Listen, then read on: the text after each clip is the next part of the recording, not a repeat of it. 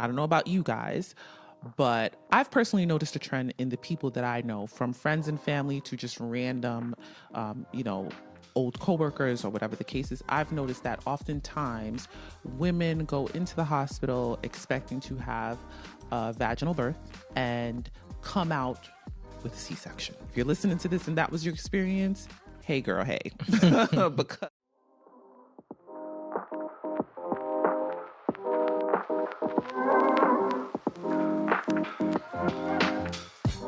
welcome to the NOIRPOISED podcast, where wisdom is power is more than just a motto. It's our way of life. Welcome back, you guys. So we are going to be doing a childbirth series where a few episodes are catered to the childbirthing experience. Mm-hmm. And this episode will be focusing particularly on C-sections. Mm-hmm. I don't know about you guys, but I've personally noticed a trend in the people that I know, from friends and family to just random, old coworkers or whatever the case is. I've noticed that oftentimes women go into the hospital expecting to have a vaginal birth and come out with a C-section. If you're listening to this and that was your experience, hey girl, hey, because that was definitely ours the first time around. And it forced me to really take a look at C-sections in America, what the rates are, what's considered common, and compare them to other countries and other areas in our world. So as of 2024, C-section rates in America is above 32%. In my opinion, I think that's high. That's pretty high. Is that for just in general, or like first time mothers or anything? Well, I didn't look into like if it's first time mothers or not. I just looked at the general rate of C-sections here in the US. Believe it or not, there are actually other countries that have higher rates. Like DR, I noticed, was like close to 70%. Wow. Which is insane. But the point of this conversation is because obviously there are people who electively want to go the C-section route. And at the end of the day, to each his own. That's your decision. You do what's best for you and your family. But the situations that I've heard with people who I actually know, oftentimes C-section wasn't their decision in the beginning. It was something that they felt like they were they had to do based on, medical emergencies, because that's life, right? Sometimes you have a plan, and due to medical circumstances, you have to go that route. And that's totally understandable. I think that's the purpose of why C-sections should exist. Mm-hmm. But there are also mothers where you've heard it at this point, where they're like, yeah, the baby wasn't moving fast enough, or the baby wasn't coming down anymore. Yeah. I was at like this amount of centimeters for this amount of time. Right. And so the second time around, I made sure that we were adequately educated, because with our first, things did not go as planned at all. Okay. So second time around, when we found out that we were going to have a second, I wanted us to be well-informed, well-educated.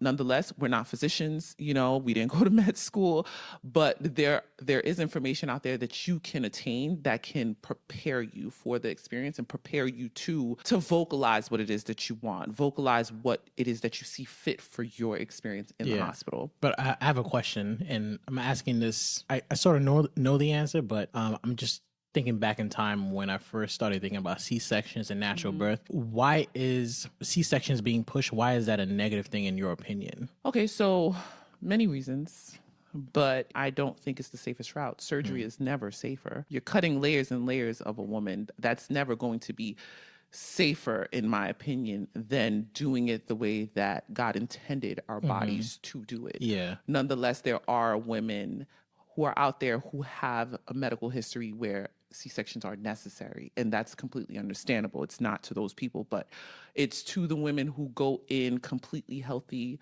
who don't have any history that affects them from having it naturally, but end up having it because they're told the baby's not moving fast enough, or the baby's not descending properly. And you kind of look at them like, well, what were you doing? Yeah. Because a lot of times they'll have women on beds laying down and constantly checking and realizing the baby's not moving. Well, yeah, you're not partnering with the baby to get the baby out, if that makes sense. But in my opinion, I think C-sections are not the safest route, just in general. On top of that, in the hospital, you're more prone to catch so many infections. Yeah. So we don't really look at the risks of C-sections. We look at the convenience of C-sections. Yeah. There was a few years ago where, and I may be wrong about this, but I remember when you first started pushing C-sections, they would call it like a designer baby or Yeah, designer I date remember that or when we were kids because something. it was something like celebrities kept doing. Yeah, Because you can 'cause- choose like the date of your, Right. your surgery. You can align it based on your schedule Yeah. and what, align it with your doctor's schedule. Yeah. And at the end of the day, if that's your choice, that's your choice. Like we're not here to like judge people for the decisions that they make. Yeah. But I just feel like the truth should be told if that's the route that you're going to take. Yeah. Let women know that there's a higher risk doing it that way than doing it the natural way. And what's unfortunate is, birthing is probably the most sensitive, most vulnerable moment process, in your life. and you're in the hands of experts. And unfortunately, and I don't mean to say this to knock anyone, but I think that people are often manipulated into getting C-sections. Like there was someone, I'm sure you remember the story where they said that they were at a birth and they overheard a doctor pushing for a C-section so that he can go and play golf. Yeah. And thankfully, the person overheard that and pushed against it and was able to deliver naturally. Right. But I always wonder, like, what's the point of pushing for a C-section? Because it's clearly, isn't it more work for the provider, for the hospital? I'm going to speak from an opinionated standpoint first. So I've worked in healthcare. I've seen how things work, and this is not everyone in healthcare at the end of the day. But you have to understand, just like everything else is a business. Healthcare is a business. Healthcare is a business. So you have to ask yourself questions. And I'm not saying that this is what it is, but I'm telling you guys, just ask questions. Ain't nothing wrong with asking questions. So one, I asked myself, what are insurances paying for C-sections versus regular births? That's one. Two, how long is the procedure of C-section versus a woman who's laboring on her own, right? Three, how many patients can you get in with a C-section per day versus a natural birth? It's little things like that I started questioning after being in healthcare management, that I'm like, you ain't got to tell me what it is, but I think I know what it is. So I think incentives is definitely part of it, whether people want to admit it or not. The reality is businesses do what's best for the business. Yeah. And that doesn't mean they're putting people at risk intentionally. Maybe they are. I'm not here to say that. But I know that they're going to look out for what makes more sense. How can we win as well? Right. Right. And the reality is, if a C-section, how long does a C-section take? You're in and out. You're in and out like within less than an hour. So can you imagine how many patients they can have in that one OR room in that day if they're getting a particular amount from the insurance company versus a woman who can labor anywhere from a couple hours to 3 days. Yeah. The truth is, if you labor for 3 days and they're holding you for 2 extra days, right? Let's just say insurances are paying $20, right, for natural deliveries. And you're laboring regularly and your labor takes 3 days. So for 3 days, that hospital is seeing $20, and they often keep you for about 24 to 48 hours, or I think it's 48 to 72 hours post-birth to make sure for that 3 days they're getting $20. This is just Okay, gotcha. let me rephrase it. This is just an example, but let's just hypothetically say an insurance is paying a hospital $20. Obviously that's not what it is, but let's just say, just so you guys can have an understanding. Let's just say the insurance is paying $20 for a natural birth and they're paying $25 for a C-section. Or let's just say they're paying the same amount. Let's just say that. They're paying $20 for births, whether it's C-section or whether it's vaginally, right? Hypothetically. And a woman is laboring for almost 3 days in a room, right? And they keep the woman about 2 days post-birth to kind of like monitor her, make sure that she's safe to go home with the baby, to monitor the baby. So that's a total of like about 5 days in the hospital. Insurance is paying $20 for the entire process versus paying $20 for a C-section, and you can get the woman in and out of the C-section within 30 to 45 minutes. So in one situation, the room is being utilized for 5 days and you're seeing $20. In another situation, that room is being used for under an hour and you're seeing $20. Which one are you going to choose? Yeah. It makes sense business-wise. It makes sense business-wise. But I think that the issue is they're pushing C-sections on people who don't really need it. I think everyone would have been okay with it if actual serious case, maybe, and I'm going to say this, but I had to learn, or we learned, or at least I learned that that's not even the case when it said the baby's oxygen is dipping. That that's part of the normal process. It is part of the naturally process. When you hear that, you're like, yeah, you're thinking the worst, and you're expecting the doctor or the provider to do whatever the case is. And that's the thing too, baby. because I was like, I really want to be informed about this and understand the entire process, like as much as I possibly can. And with the losing oxygen situation, and again, I don't want to be insensitive and say that this is the case all the time, because there are situations where the baby's really losing oxygen and you got to get that baby out of there. That happens. There are emergencies. So I'm not downplaying the importance of C-sections. I just want people to understand that it's not always necessary, right? So if you're contracting, right? So your uterus is contracting. If I have a ball in between my hand and I'm squeezing it, the oxygen is going to fluctuate. So when it's tight, it's less oxygen than when it's loose. But God is amazing. And the way things are meant to happen that way. Like, it's kind of like when you're swimming, right? I heard someone use this example. If you're swimming, before you get underwater, you're holding your breath, right? So you're able to get to point A to point B and come out and take a deep breath.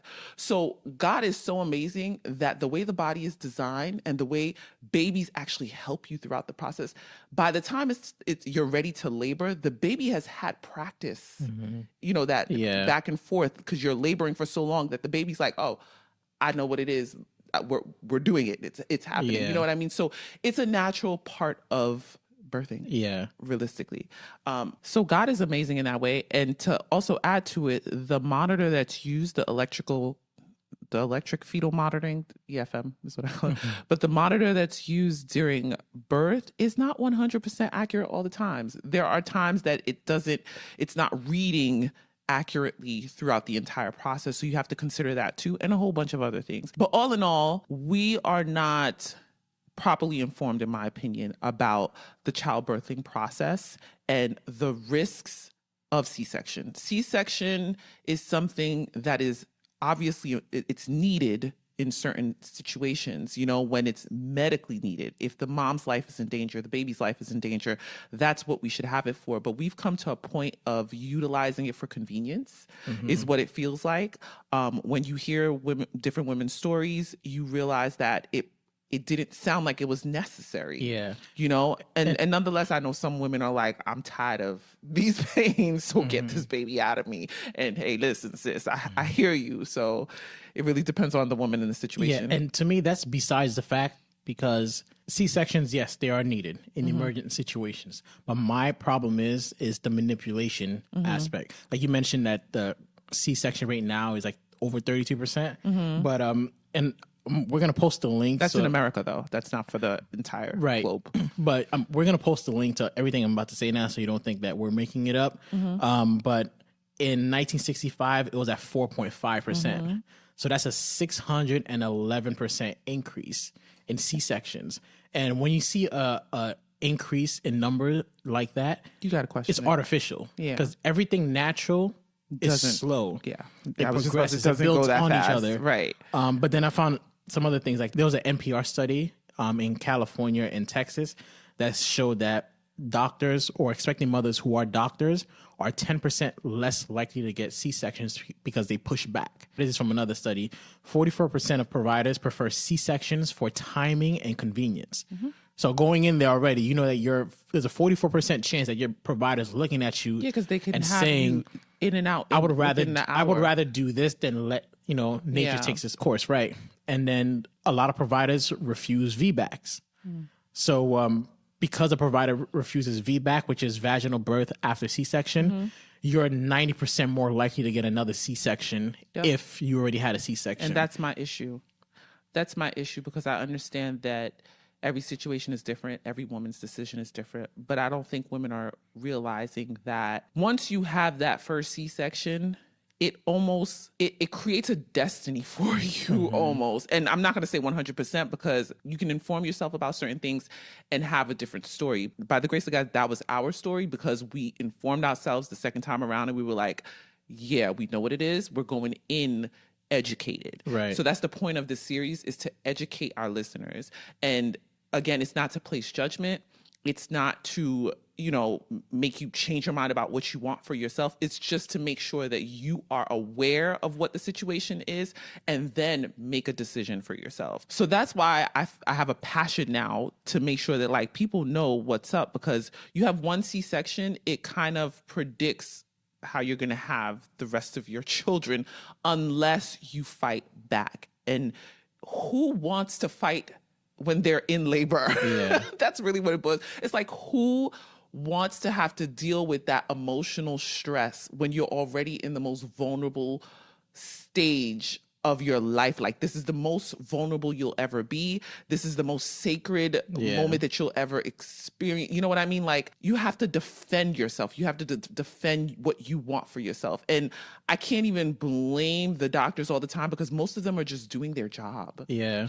If you see that a patient has had a C-section prior, automatically you're like, yeah, there are some risks. Let's maybe go the route that you've already done, because it's just more predictable, I guess, that way. Like, I think we'd like to have answers in our hands. And with C-sections, it's more predictable because you know exactly what you're doing, versus vaginal. Every woman is different. Right. And every situation is different. And this is why I have trust issues. I'm not hiding that. Listen, I have trust issues with we all do. Organizations, and not necessarily with people, but with organizations. So I'm a UX researcher, and I worked a lot in the healthcare industry, and I was listening to a conference one time. We had an episode, maybe we can link it here. By the way, like and subscribe if you haven't. That part. But we had an episode talking about the rise of natural parenting and back to basics. Yeah. And we see that there's a trend of people saying, like, whatever it's supposed to be, it ain't it. Yeah. We're not We're happy. not following the narrative. We want to anymore. go back to, people are leaving the city to move to rural areas. But in this conference, the person that was speaking, who was a key healthcare leader, said a lot of providers are complaining that they have to keep arguing with parents about vaccines, about parents, mothers who are expecting, about not going into C-sections. And she was blaming social media like TikTok and Instagram, saying like, we have to find a way to combat these. And that's exactly why I have trust issues, because the patient comes first. Yeah. If the patient is telling you this is what they need, it's not your job to say, no, we're going to do the things otherwise. And the data shows that there's financial incentive. It's not like the doctor has, or the organization has your best interests in mind. Hopefully the doctor has your best interest, but the reality is it's not always the case. Realistically, unless it's someone a family doctor, you're just a patient. You're just a customer. They're going to listen to the business leader. And like you said, sometimes the doctors are just following orders from the executives who are saying, listen, we need more C-sections or whatever the case is. I mean, I don't know if they say it like that. I'm sure it's not like that explicit. I know what you get it. I'm just, listen, we got to give disclaimers, because we don't want you guys to think we're saying things that we're not. Right. Okay. And I'm not, again, I'm not saying it's that explicit, but at least in my case, when I heard it with my own ears, I'm like, how explicit could you be? That your concern isn't, how could we help inform parents about their decision? If they want to go naturally, that's fine. If they want to go C-section, if they want to vaccinate their kids, that's fine. If they don't, you're literally saying, how can we fight this truth? Yeah.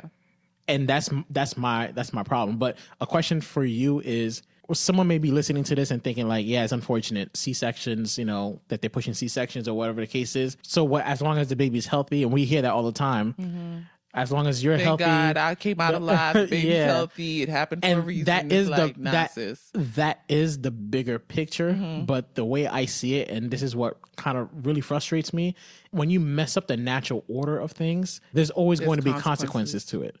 So I know we've discussed this before, but could you talk about some of the consequences? Let me pull out my little dictionary. But I do have a list of like the different risks, because obviously there's more risks with C-sections than there is with vaginal What's birth. crazy, I've heard the opposite. That's one of the ways false narratives, I guess. They push it. They tell you like, it's going to be quick. We got a team of doctors here. Well, it's going to be in and out. Yeah. The convenience. I think they push the comfortability and convenience. Nonetheless, labor is hard. Okay?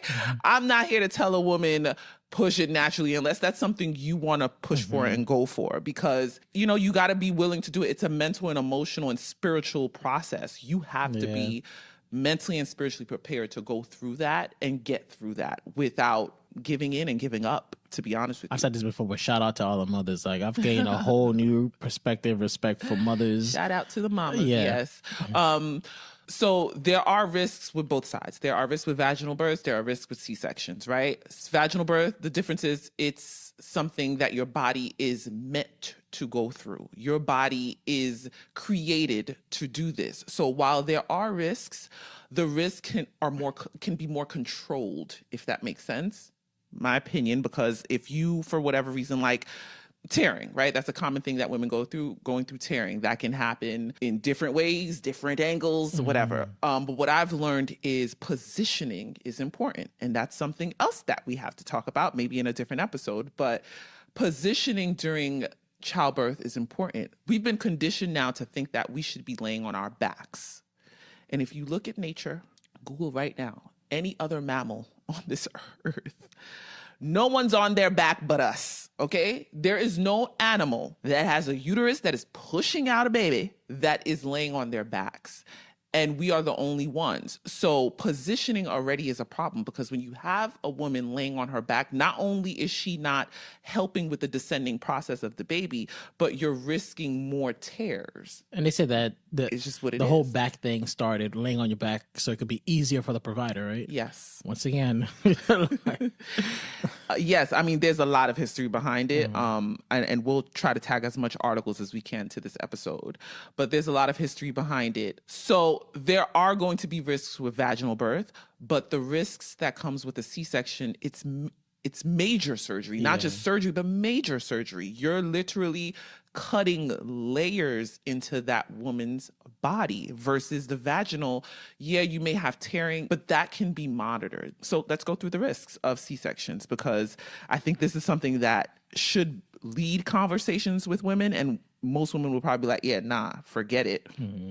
But oftentimes the convenience and comfortability and the quickness of things is often pushed or discussed, and that doesn't leave room for the risks that are out there, you know? So obviously there could be surgical injury, right? Like any other surgery.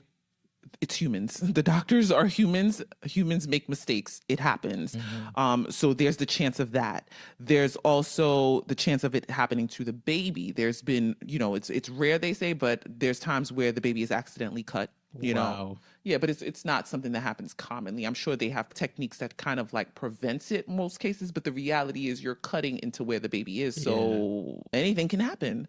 So breathing issues are more common with C-sections. Then there's long-term effects, which could be immune system development issues, increased risk of conditions like asthma and allergies, obesity and type 1 diabetes. This was interesting to me. I personally didn't do a lot of research on it, but that's what's listed here. Other immune-related conditions, neurological and development concerns have been mentioned. So there's just so much. And also the risk of infection is much higher. Loss of blood, obviously. They don't tell you that you actually lose more blood during a C-section than you do during a vaginal birth.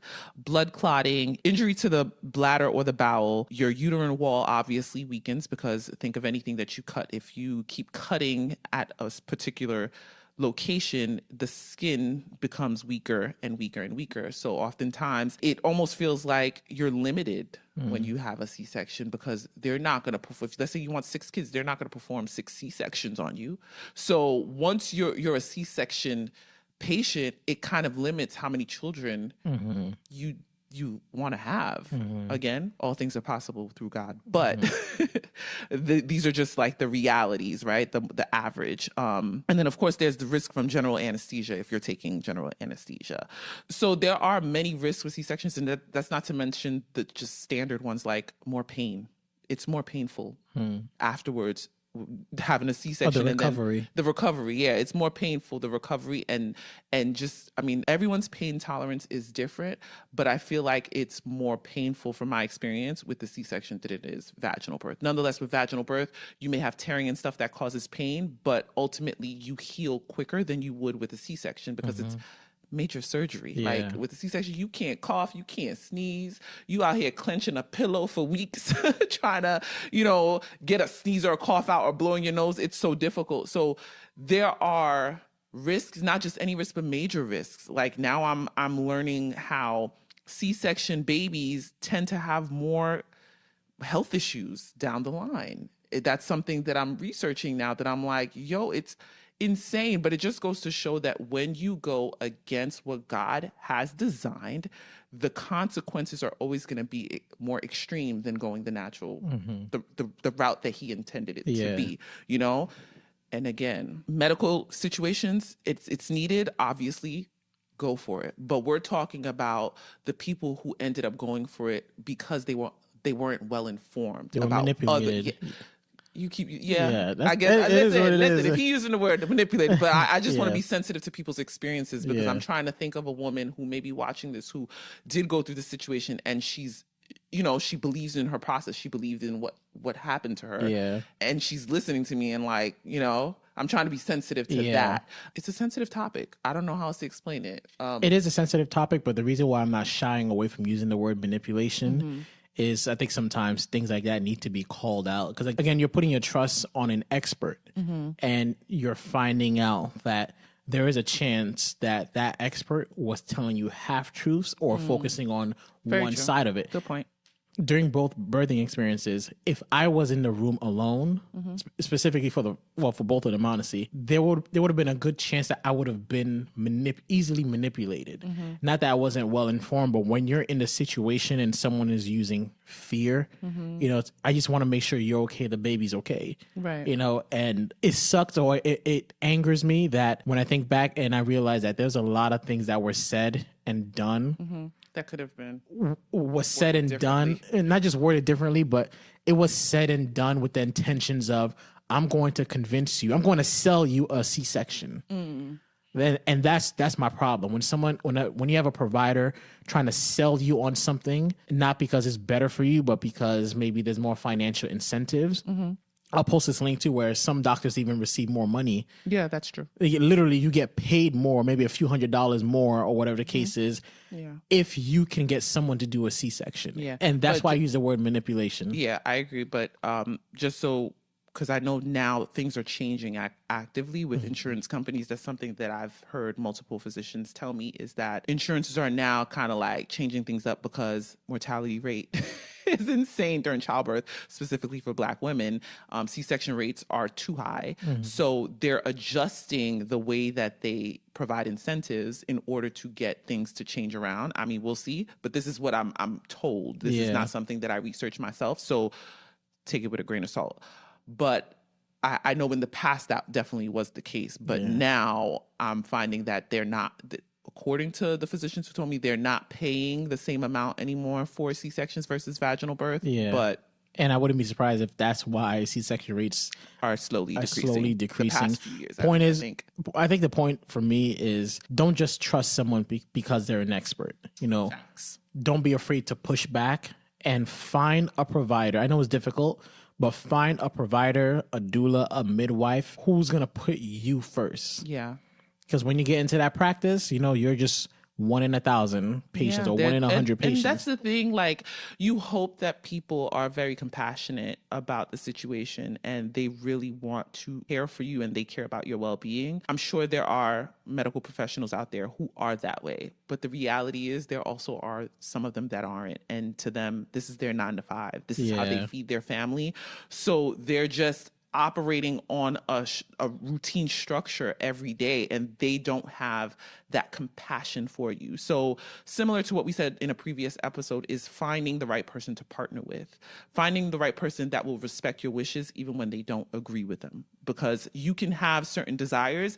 Your provider's role is to provide you with expert information, but also to guide you towards the right direction that fits what you desire for yourself. It's not to guide you towards a direction that doesn't align in any way, shape, or form with what you see for yourself and what it makes sense for your body and your medical history. Yeah. That's what it boils down to. So if I would say, get a doula. It's important to get a doula if you're going to go into the hospital and give birth, right? Because I think it'll provide you with both sides of the spectrum, so you can then make a proper decision for yourself. So you're not just getting, you know, the hospital world type of responses, but you're also getting the, what's the word I'm looking for? So that way you're getting the updated medical information that you need, but you're also getting the, I guess, holistic or maybe just the original way that things were intended to be. You kind of get both, the best of both worlds, and balance that out to make a decision for yourself.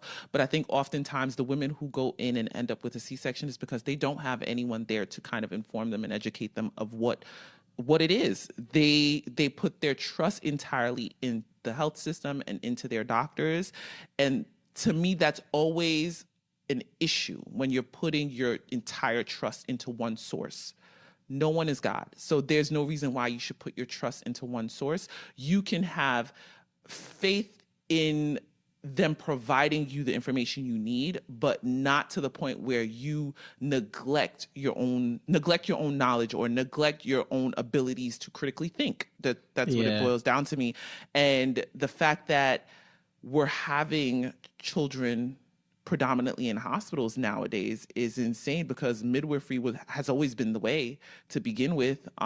And over the past decades, things have been drastically taken a turn. And to piggyback on what you said earlier, whenever you see a rise or decline in something that's so insanely quick, you have to question the narrative, and you have to question if the intentions are morally right. I don't know how else to say that. Ultimately, honestly, I don't trust, like I said, any doctor, we know, organization. But I don't want anyone listening to this to have the same, just bust into your doctor's office trying to call out everything. So in journalism, they say you gotta trust but verify, and that's all it is. You could trust your doctor, but just make sure you verify everything that they're saying. Don't just take their word for it. Right? That's what it is for me. We need to critically think. Okay. I think that's really what it boils down to for me is don't walk into situations blindly, whether it's a C-section or something else out in the world. There's no reason why we should be walking into situations blindly holding someone's hand that may or may not have our best interests at heart. No one is God. Do your research, get educated, go to that childbirth class. You know what I mean? Get a doula, speak to a midwife and see if that's the route for you. And if it's not, cool. If you love your doctor, cool. But like he said, trust and verify. Yeah. That's all. So we hope you enjoyed. Don't forget to subscribe. Yeah. See ya. See ya. Thank you for spending your time with us. We hope you gained some knowledge today that'll promote poise in your life. We have new episodes uploaded every Thursday right here, same place, same time. Until next time, you can follow us on Instagram at NOIRPOISED Podcast to stay connected. That's NOIRPOISED Podcast. We'd love to hear your feedback. And remember, your wisdom is power.